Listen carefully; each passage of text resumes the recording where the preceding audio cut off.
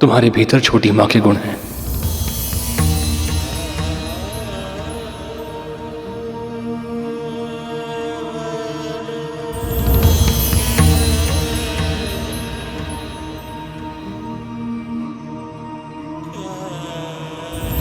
इससे अधिक गर्व की बात मेरे लिए और क्या हो सकती है भैया। माँ ने जब मुझे आशीर्वाद दिया था कि मैं प्रभु विष्णु के चरणों की सेवा में अपना संपूर्ण जीवन समर्पित कर दूं, तो उस समय मुझे इसका महत्व समझ ही नहीं आया था। किंतु आज परमात्मा के साक्षात दर्शन करने के बाद मुझे यह आभास हुआ कि मां ने मुझे जो आशीर्वाद दिया था उसके पीछे मेरे लिए इतने बड़े सुख की कामना छिपी थी।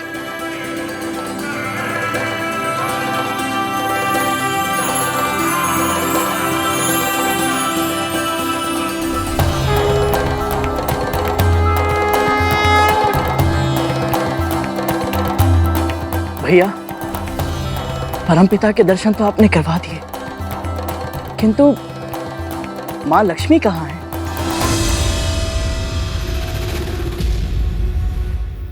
मां लक्ष्मी और प्रभु का वियोग हो गया है,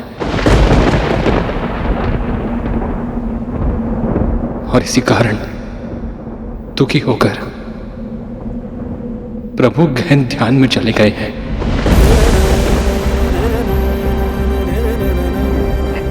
क्या? किंतु कैसे भैया? और आपने मां लक्ष्मी को रोका क्यों नहीं? आप तो यहीं रहते हैं ना। और भैया आप यहाँ क्यों रहते हैं? अपने भाइयों के साथ, बड़ी माँ के साथ क्यों नहीं रहते? और वहां आपका नाम लेना वर्जित क्यों है भैया? शांत हो जाओ गरुड़। इतने प्रश्न एक साथ पूछोगे तो उत्तर कैसे सुन पाओगे? क्षमा कीजिए भैया, माँ भी यही कहती है कि मैं बहुत प्रश्न पूछता हूँ, किंतु मैं भी क्या करूं भैया। माँ को मैं कितना भी पूछूं वो मुझे कुछ नहीं बताती है, इसीलिए मैं सबसे प्रश्न पूछता रहता हूँ। और जब तक मुझे अपने प्रश्नों के उत्तर नहीं मिलेंगे भैया, मैं अपना उद्देश्य कैसे पूरा कर पाऊंगा? कौन सा उद्देश्य?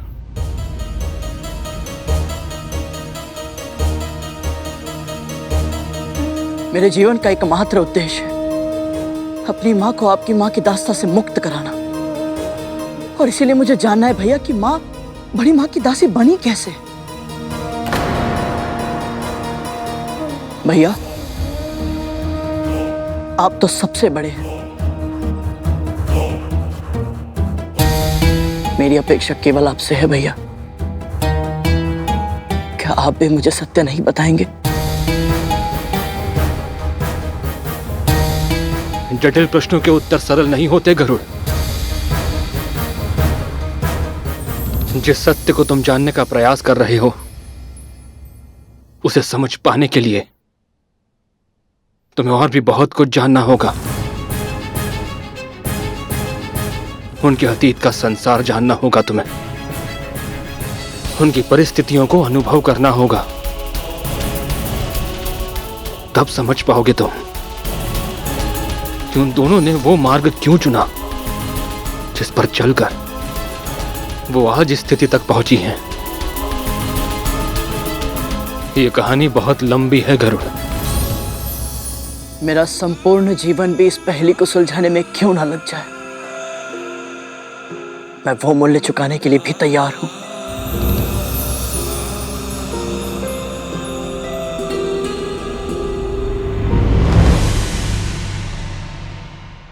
ठीक है गरुड़, मैं प्रारंभ से आरंभ करता हूं। पहले ब्रह्मांड ऐसा नहीं था जैसा आज है, केवल शून्य था। केवल ओम का नाद था चारों ओर।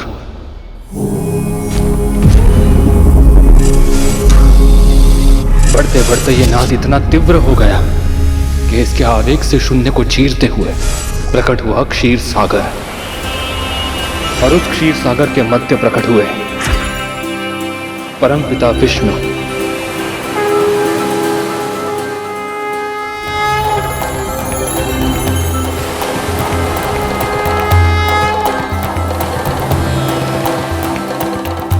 फिर प्रभु विष्णु की नाभि से एक कमल के ऊपर ब्रह्मा जी की उत्पत्ति हुई।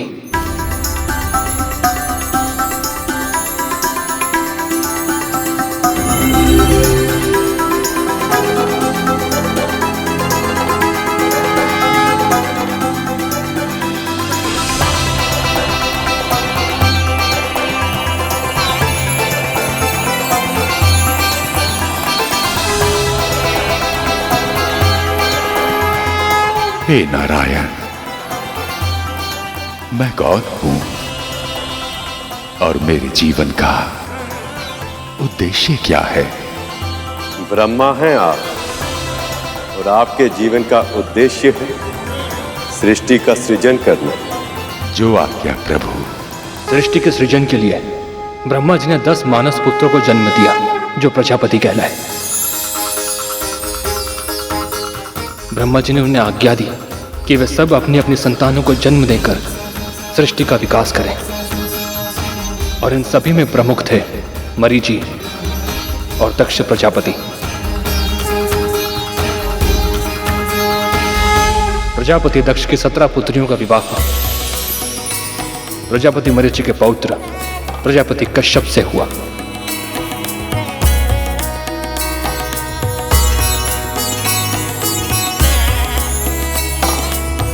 इनमें अदिति से देवताओं का और दिति से दानवों का जन्म हुआ। किंतु भैया, एक पिता की इतनी अलग अलग प्रकार की संतानें, ये कैसे संभव है? प्रजापति दक्ष ने सृष्टि की सृजन और संतुलन के लिए नियम बनाए। उन्होंने प्रत्येक जीव की प्रकृति, प्रवृत्ति और आकृति को अलग अलग गुण दिए। इन गुणों के आपसी समागम से अलग अलग जातियों का जन्म हुआ।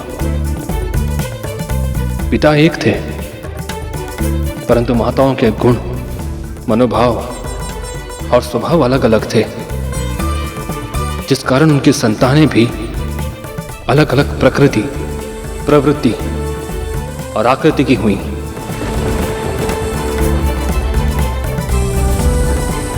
आदित्य और दिति की संतानें तो एक दूसरे से बिल्कुल ही विपरीत स्वभाव की थीं। देवताओं में सत्व और रजस गुण थे, जबकि दानवों या असुरों में रजस गुण होते हुए भी तमस गुण की प्रधानता थी। आसुरी प्रवृत्ति प्राणी को शांत नहीं बैठने देती। उसका मन सदैव इसी में लगा रहता है कि कैसे वो किसी से कुछ छीन ले, दूसरों को कष्ट पहुंचाए, सभी कुछ नष्ट कर दे। उनके इसी विनाशकारी स्वभाव के कारण उनका युद्ध देवताओं से होने लगा, और समय के साथ साथ ये देव असुर महासंग्राम में बदल गया। असुर केवल अपनी शक्तियों का फुहड़ प्रदर्शन करना जानते थे, जबकि देवता देवराज इंद्र के नेतृत्व में संगठित थे और कौशल के साथ दैवीय शस्त्रों से युद्ध करते थे। असुर बार बार हारने लगे।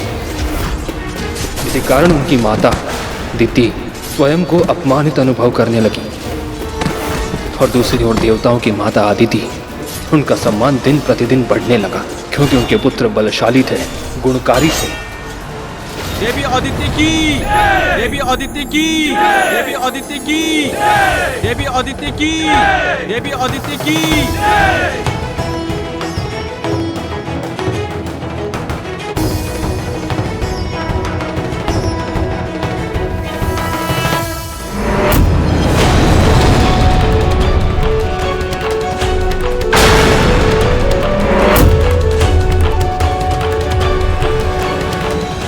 बीच में रोकने के लिए क्षमा चाहता हूं भैया, किंतु देवों और असुरों के बीच की शत्रुता का, उनके महासंग्राम का मेरी मां की दासत्व से क्या संबंध है? संबंध है गरुड़, गहरा संबंध है।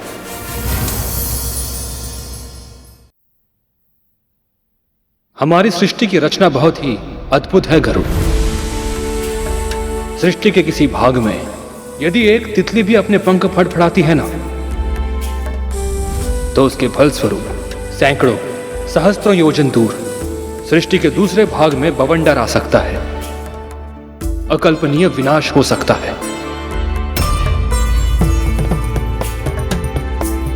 अपने पुत्रों के स्वभाव के कारण दिति और अदिति के बीच जो कुछ भी हो रहा था, प्रजापति कश्यप की दूसरी पत्नियां विंता और कद्रु वो सब देख रही थी। उन्होंने जो कुछ भी देखा, अनुभव किया, समझा,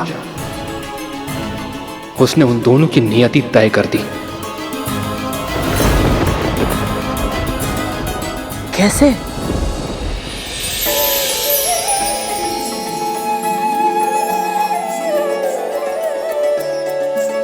आज जीत के दिखाओ तो मानू। अभी दौड़ समाप्त नहीं हुई दीदी।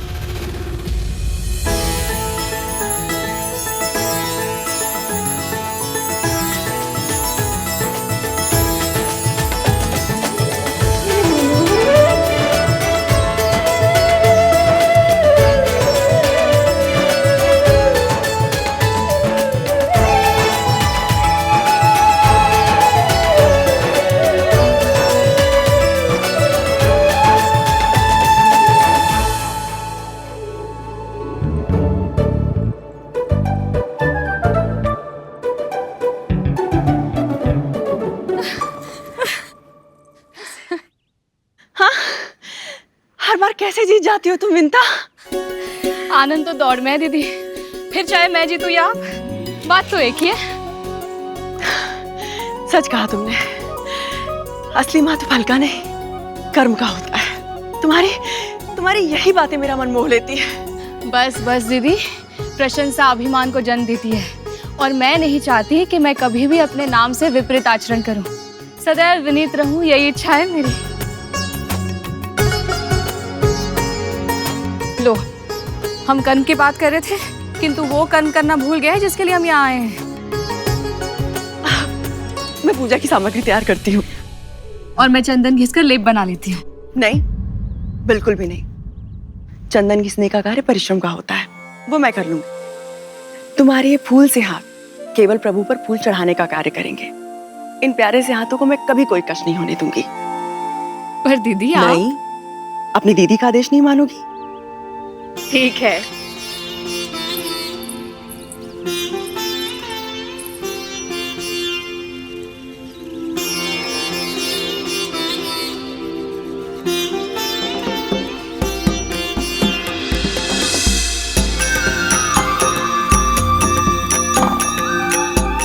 इन दोनों बहनों का आपसी संबंध समझना हो तो उस झरने की कल्पना करो जिसमें जल के स्थान पर बहता था एक दूसरे के लिए असीमित अथाह स्नेह, शब्दों में जिसकी व्याख्या करना असंभव है। ऐसा था इनका प्रेम, अद्भुत, अतुलनीय। जानती हो, मैंने अपने प्रभु से क्या कामना की है? कि जब भी मेरे पुत्र हो, वो अदिति के पुत्रों से अधिक शक्तिशाली हो। जितना अधिक बल मेरे पुत्रों में होगा, मुझे उतना ही अधिक सम्मान मिलेगा। पर दीदी, मुझे लगता है कि अदिति दीदी का सम्मान उनके पुत्रों के शक्तिशाली होने के कारण नहीं होता। वो तो इसलिए होता है कि उनके पुत्र संस्कारी हैं। मैंने भी श्री विष्णु से प्रार्थना की है कि मुझे भी ऐसी ही संतान दीजिएगा, सात्विक और सद्गुणी। माँ को इतनी अपेक्षा है मुझसे और मैं उन्हें पूरा नहीं कर पा रहा हूँ, उनको दास्ता से मुक्त नहीं करा पा रहा हूँ। जो फूलों तक को कष्ट नहीं होने देती, उन्हें इतने कष्ट भोगने पड़ रहे। क्यों? कभी कभी अनजाने में हुई भूल का बहुत बड़ा मूल्य चुकाना पड़ता है गरुड़। विंता माँ के साथ भी कुछ ऐसा ही हुआ था।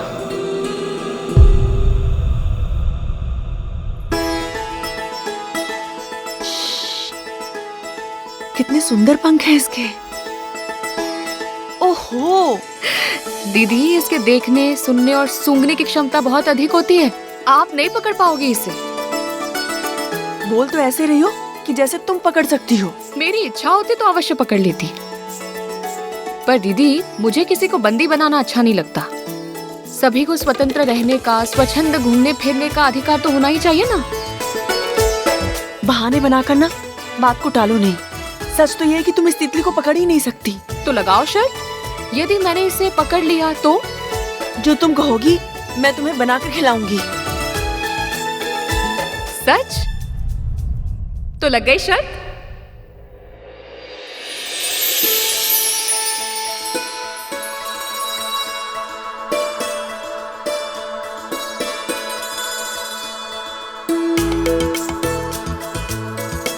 एक ही स्थान पे खड़े होकर उसे देखती रहोगी और उसे पकड़ने का प्रयास भी करोगी।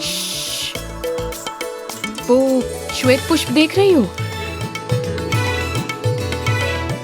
उस पर उसके बैठने की प्रतीक्षा कर रही हूँ। तुम्हें कैसे पता कि वो उस पे बैठेगी या नहीं? यदि नहीं बैठी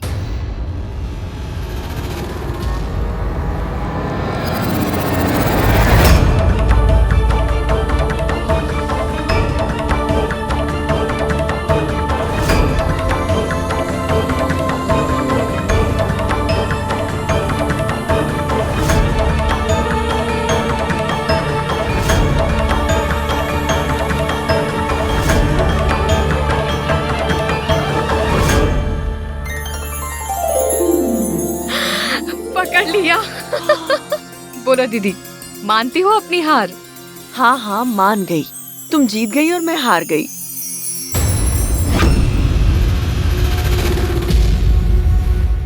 इसका पंख टूट गया क्या? क्षमा करना तितली, तुम्हारी वेदना का पता ही नहीं चला। अनजाने में बहुत बड़ा अपराध हो गया मुझसे।